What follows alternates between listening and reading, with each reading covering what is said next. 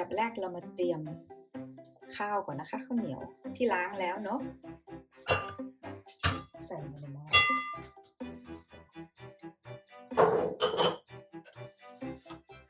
ถ้าอยากจะเพิ่มความหอม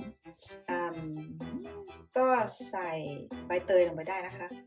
อันนี้แล้วเราก็ใส่น้ำต้มเดือดลงไปต้มเดือดใส่ให้แค่ปริ่มข้าวเนาะประมาณนี้นะเห็นกันไหมใส่แค่ปริ่มข้าวแค่นี้แหละแล้วก็กดคุกกิ้งได้เลยปลาเราก็ใช้เป็นซีอิ๊วแทนแล้วก็ที่ว่าเร่งด่วนก็คือไม่ต้องทำข้าวคั่วเองเนาะแล้วก็ทุกอย่างปรุงมาเรียบร้อยแล้ว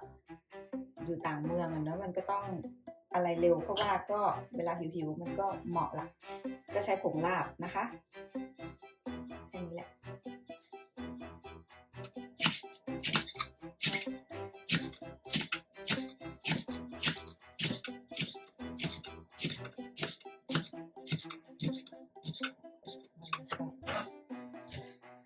เมื่อกี้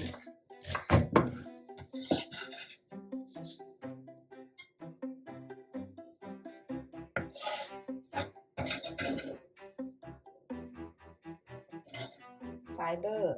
เพื่อดีสำหรับการขับถ่ายนะคะส่วนนี้เราก็มาผสมน้ำจิ้มแจ่วกันนะคะอันหนึ่งแล้วก็ใส่ไปประมาณ2 ช้อน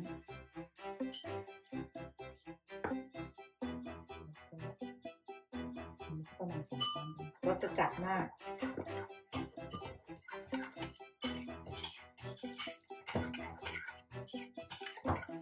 แล้วเราก็ใส่น้ำร้อนลงไปอีกนิดนึง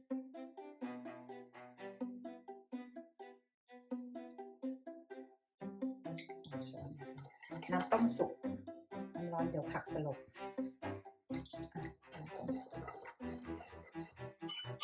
แล้วเราก็สามารถชิมเอาได้นะคะว่าต้องการรสจัดแค่ไหนแล้วเราก็ใส่ผงลาบลงไปเพิ่มชิมสำหรับเราพอแล้วอร่อยโอเคเราก็ใส่ผักลงไป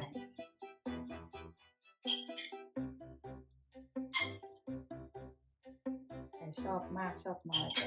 ใส่ตามสบายเลยนะชอบกินผักเยอะ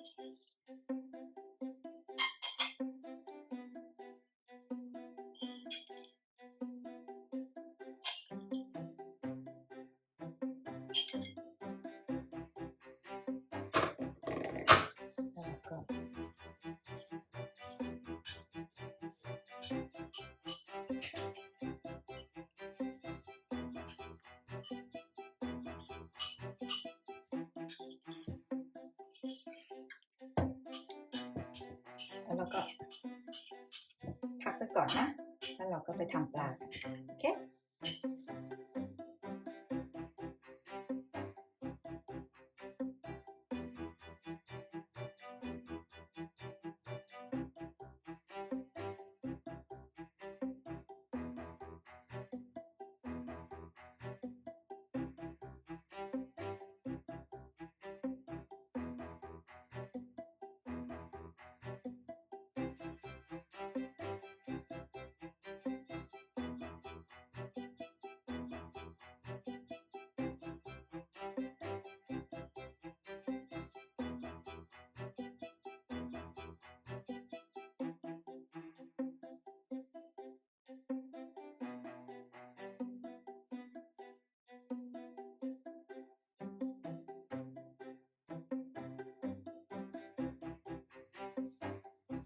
เราก็มาเตรียมกระทะกันนะคะตั้งกระทะให้ร้อนใส่น้ำมันประมาณช้อนหนึ่งเมื่อน้ำมันร้อนได้ที่แล้วนะเราก็จะลดไฟเหลือประมาณตรงกลางนะคะความร้อนระดับกลางแล้วเราก็ใส่ปลา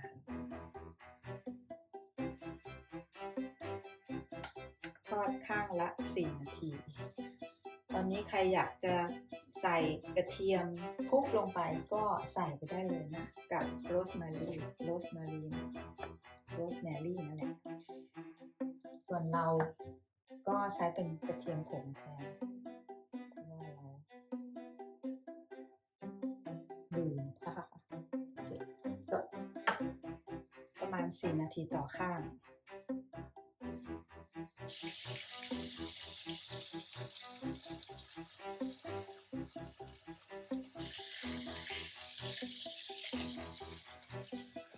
ยากหน่อย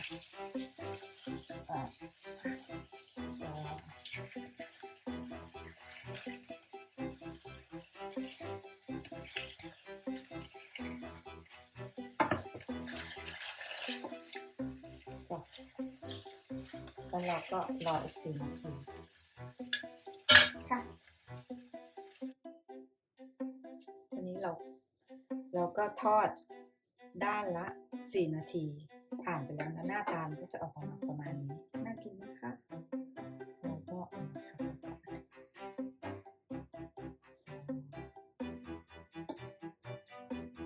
ปลาดีต่อระบบย่อยนะคะย่อยอาหารง่ายๆแล้วก็ดีต่อ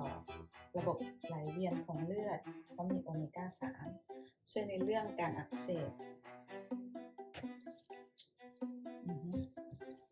ก็ไม่ค่อยแตกต่างกันมากเท่าไหร่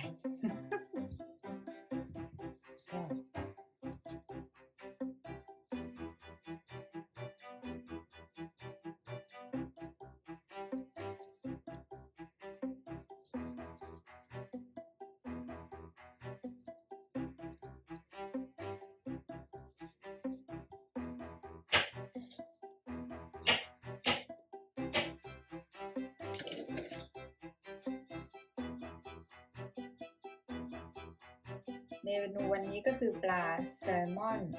กับอะโวคาโด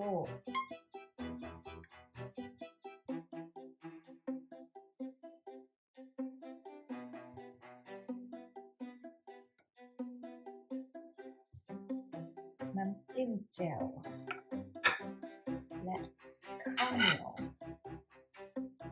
จะเพิ่มเติมเข้าไปหรือว่าจะตัดออกแล้วแต่เพื่อนๆเลยค่ะก็ขอบคุณที่รับชมและกด